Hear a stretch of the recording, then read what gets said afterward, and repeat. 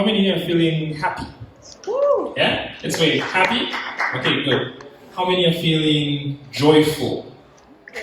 Okay, fewer hands. Okay. How many are feeling loved? Interesting. No, it's good to have your metrics right. You know, when you start speaking about love and happiness and joy and all that. What is that? We don't know what that is. So, if you've been here for the past few weeks, you'll know that we have been going through a sermon series called Too Young, and it's based off of it's from 1 Timothy, and it talks about how sometimes we feel too young to do certain things that God asks us to do. Yeah? How many people here feel too young sometimes when you're told to do certain things? How many? Yeah? Jeanette feels too young when God asks her to do a bunch of things. Yeah?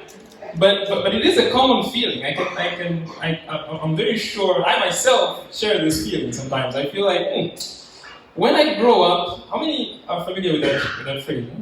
When I grow up, I want to, and then when you grow up, it just kind of fades away. You don't know, am I grown? Am I still growing up? Eh? So today, last week we talked about being an example, setting an example through our actions. Yeah. Before that, we talked about setting an example through our speech and what we say. Eh? So today, we're going to talk about setting an example in love. Yeah? Let me see those hands again. How many feel loved? In any capacity? Okay, good. This will be easier. So, I'm just going to go through the characteristics of love and then we can end there. Eh? From 1 Corinthians 13, 4 to 5, it says, love is patient, love is kind. Love is not jealous or boastful or proud or rude. Yeah? It does not demand its own way. It is not irritable. And it keeps no record of being wronged. How many feel loved? How many feel like they are loving other people?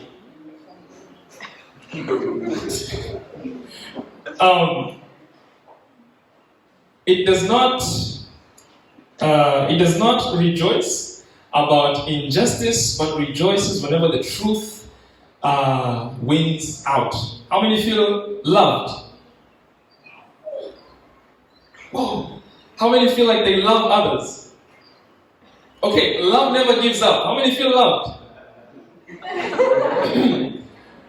Never loses faith. How many feel like they're loving each other very, very well?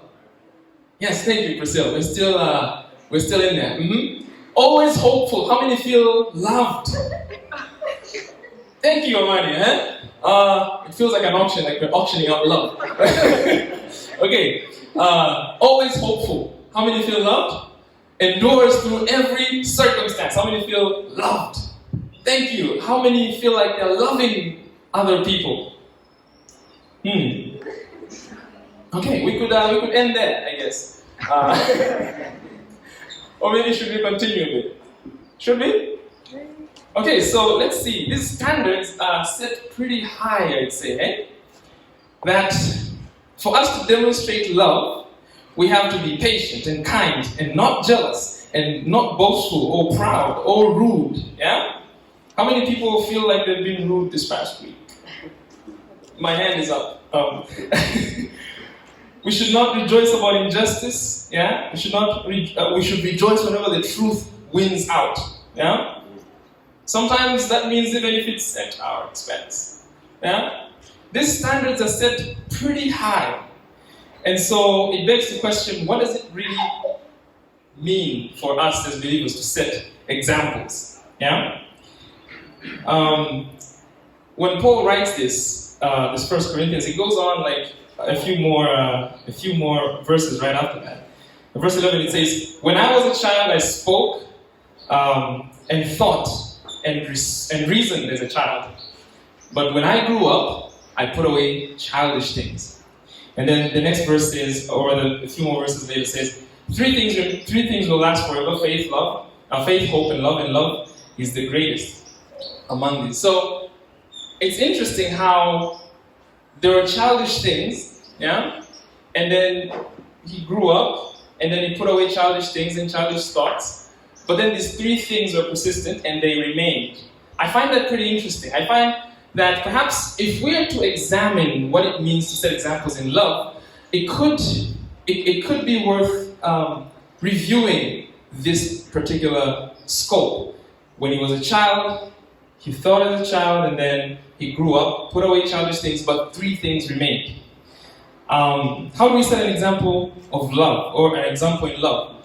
I believe one way is to take a look at this child, yeah? Because when you grow up and you're putting away childish things, sometimes, you find yourself putting away love as well. Does anybody follow? Yeah?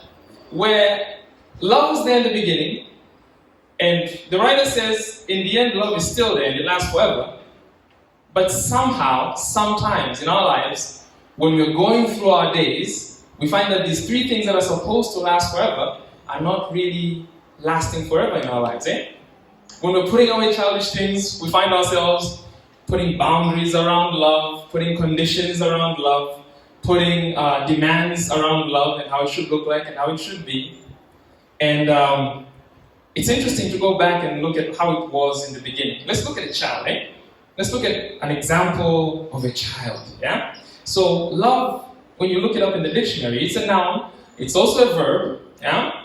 So it's not just something that is, it's also something that we do, yeah? Let's look at children for a second. What do they do that make us portray love? There's a bunch of fathers here, so I'd like fathers and mothers to raise up their hands and I'll pick randomly and they should tell me what they feel, at what times, or what do children do that make them feel loved? Let's start randomly there.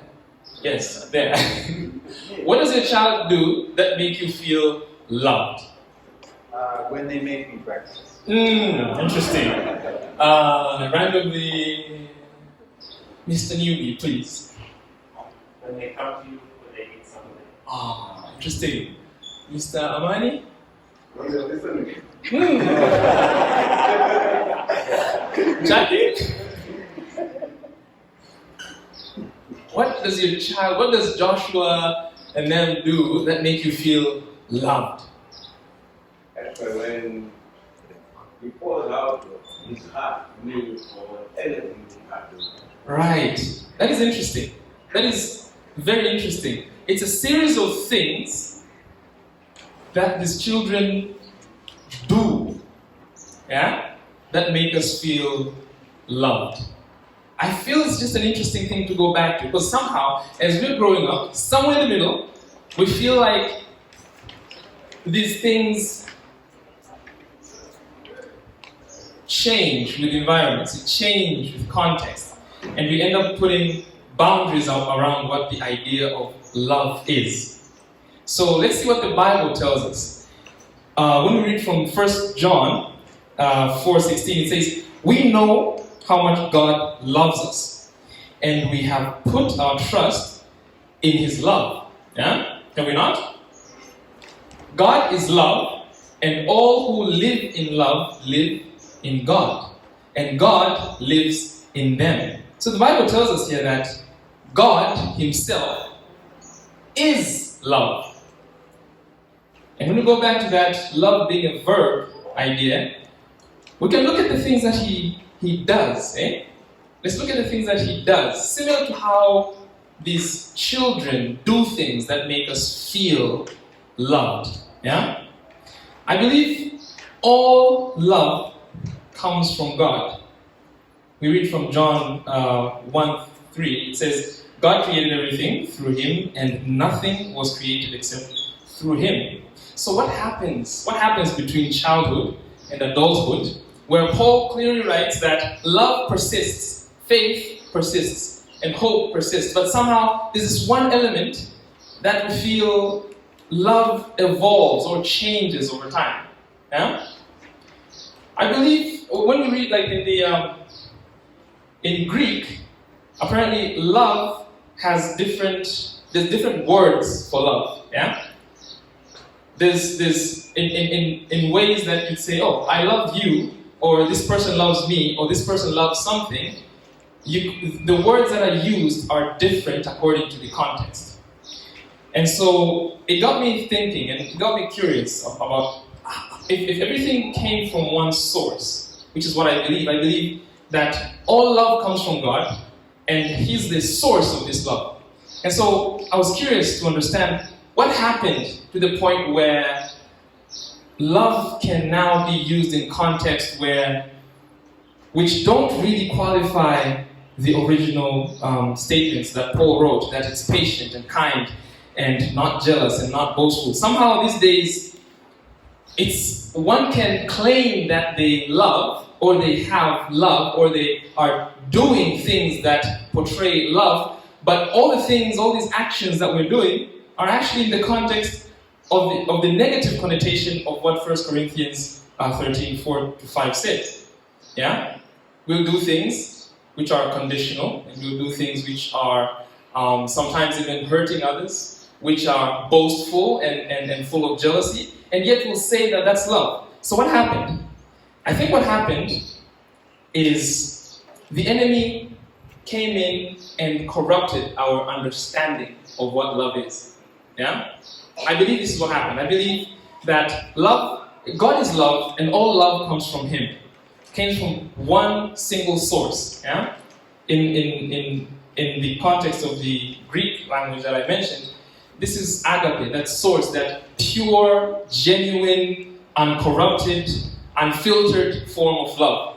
This came from God, and somehow in the middle, just the same way the enemy comes in and starts telling us, oh, did he say that? Did he really mean that? Same thing happened with love, and somehow in the end, our love now has conditions, it has boundaries. You're my friend, but I love you, but you see, the thing is, I really love this, but there's always that aspect of it, of the conditionality of it and things like that. And so, how can we be examples in love? Yeah?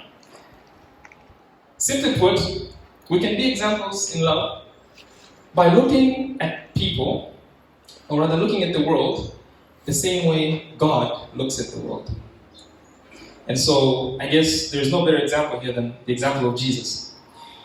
Luke 23:34, Jesus said, "Father, forgive them, for they don't know what they're doing." Jesus had every reason to be angry and very, very rude and just like negative towards the people who crucified him. And yet, when we see the words, when you see what he does, when we see the words that he speaks in this particular context, he could have said, "Father, burn them all." He didn't though. He said, "Forgive them, because they do not know what they're doing." How did he know that? How did he know that they don't know what they're doing?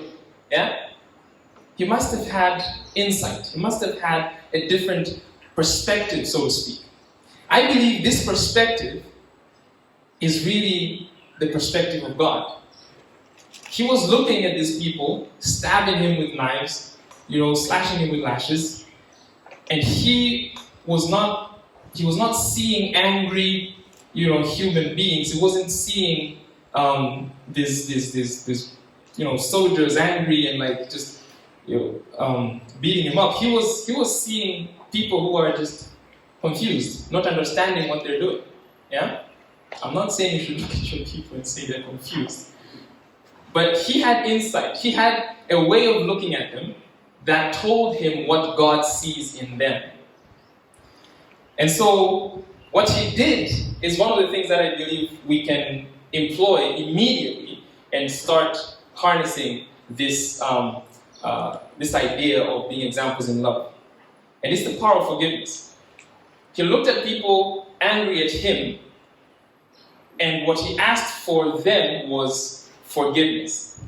I believe one of the things that really corrupts love, or rather corrupts our understanding of love, is just going through our days holding on to things that can simply be put away by the power of forgiveness. We hold on to what people say, we hold on to what people did to us, we hold on to what people didn't do to us or didn't say, and our understanding of love is corrupted by that. And so Jesus says, forgive them. Yeah? Don't be angry at them. Don't release your wrath at them and destroy all of them. No, forgive them. Because with forgiveness, it brings us back to that root, to that source, to that uncorrupted, to that genuine type of love. It's very difficult to love someone who you haven't forgiven. Yeah? I've tried. It's not easy. It's impossible. And that's why in Ephesians 4, from 31 to 32, it says, instead, be kind to each other, tender-hearted, forgiving one another. Just as God, through Christ, has forgiven you, get rid of all, here are the things that come with unforgiveness: bitterness, rage, anger, harsh words. Anyone? No one? Okay. Slander as well, and all type of evil behaviors. See, that's where it comes from, eh? It's like we live our lives through in a way that we find, because we're holding on to certain things, we can't love and we can't practice love and we can't be examples in love to one another. And so the writer says, just be kind to one another, tender-hearted. When you look at these things, they are again, like that bar is set pretty high. You know, a thief came and stole my kingdom. I'm angry at that person. You know, I'm really, that's actually a true story. I'm like, why? Why do that? It doesn't make any sense. This person said certain things to me, did certain things to me. Forgive? No. But then the problem with that is that it comes with these other things. It comes with baggage. It comes with rage and anger and harsh words and evil behavior. Yeah? And in itself, pulls us away from the source, pulls us away from God. Yeah? And so, how do we navigate our way towards that? Because it is a difficult thing to do. Our human nature won't allow it. Yeah? You want to forget about it, but it's like, I don't know, but did you see him? You saw what he did though, right? And this is where the Holy Spirit comes in. Love, on the list of all the fruits of the Spirit, is the very first. We read in Galatians 5, 22, 23, it says, but the Holy Spirit produces this kind of fruit in our lives. Yeah? It says it produces love. That's the very first one. It's interesting,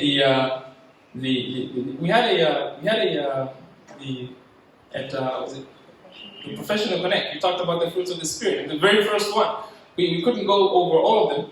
I'm glad we started with the first one, because it feels like everything else kind of just stems back to that. Yeah? Love and joy, love and peace, love and patience, love and kindness, love and goodness, love and faithfulness, love and gentleness, love and self-control. Yeah? There is no law against these things. Are we together? So how do we practice being examples or setting examples in love? The very place to begin really is right there. We follow the Spirit. We become sensitive to the voice of the Spirit. Yeah? And He's always there. He's always talking. He's always speaking to us about, oh, I'm about to say a harsh word. Hold up. Let's double back. Think about it for a second. You know, you'll come back to it tomorrow. Yeah? There's no answer. It's also an answer. Yeah? Sometimes we feel compelled to respond immediately. Yeah? I was watching a video about this guy's talking about how we always feel compelled to respond instantly. They're talking about emails, and so they're using very funny email language. Sir, with regards to the previous email that you sent, I should herefore say that XYZ. But taking a break and kind of like taking a breather and going back to what the Spirit is saying to us at that time is really a step in the right direction. While our instincts will want us to just jump on and just say something or do something, the Spirit will take a different approach. The Spirit will say, Father, forgive them. Because I don't think they know what they're doing. I don't think they fully understand what they're doing makes me feel. I don't think they fully understand what they're saying makes me feel. So before I lash out and say something, God, please forgive them first and give me that patience to just hold it back until when you give me something to say, until when you allow me to do something. That confuses the enemy. It confuses the enemy because the enemy wants us to respond. He wants us to react instantly. Yeah? But then to say, forgive them, Father, because they don't know what they're doing, it's confusing. And that there, in the midst of that confusion of how things ought to be, in terms of how the enemy has already corrupted the world, is where that example is birthed.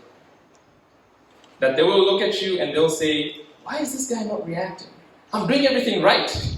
I've stolen his property. I have bullied him. I have said things about him. Why aren't they reacting? Why aren't they saying something bad? Why aren't they punching me in the face?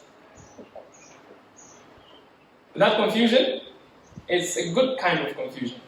Yeah? Just to have them sit there and wonder for a second, what is in them? What makes them walk this way? Because I know what I could have done. Yeah? I know. I know what I could have done. But why isn't he doing?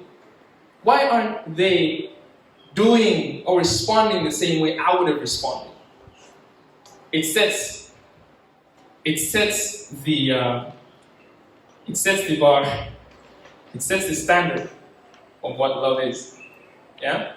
Reminding people of that childhood-like love. Of that, oh, okay, I guess that's one way to react. Okay? What's up with you? Why are you... I mean, I've seen things thrown at you, but your response, it's not like I've ever seen. Yeah? Well, some might view it as a weakness. It's also just a smokescreen, really. When you respond in kind, it is not a weakness. It is a doorway, a pathway to open conversations about what you are setting examples for.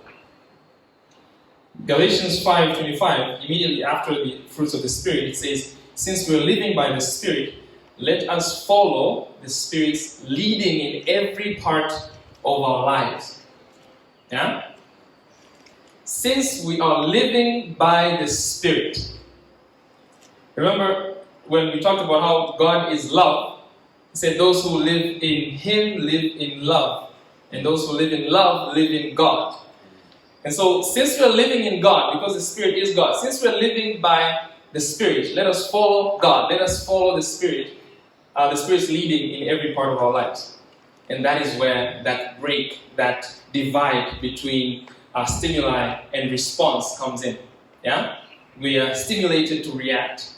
And we can take a step back and say, God, what do you want me? I know what I want to do, but what do you want me to do? By doing this, we will be able to live this life, which the author of this song, Let Praises Rise, if the worship can come up, right? It says, fill my heart till all they see is you, and they glorify your name.